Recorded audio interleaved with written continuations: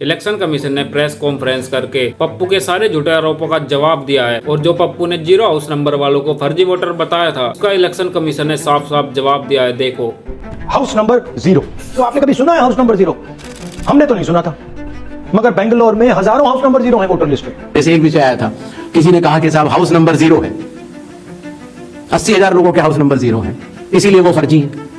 अगले दिन कई सारे मतदाता खड़े हो गए, उन्होंने कहा नहीं साहब, हम तो यहाँ रहते हैं 0 नंबर। आपको पता है इस देश में करोड़ों लोगों के घरों के पते के आगे 0 नंबर है।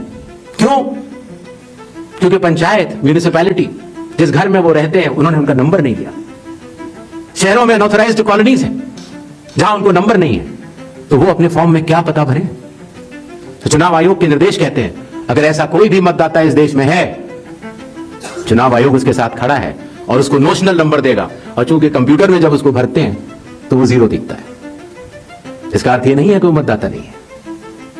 इसी तरीके से जिन लोगों के पास घर नहीं होता, आप लोग भाग्यवान हैं, कई लोगों के पास घर नहीं होता लेकिन उसका नाम भी मतदाता सूची में होता है, और उसका पता क्या दिया जाता है?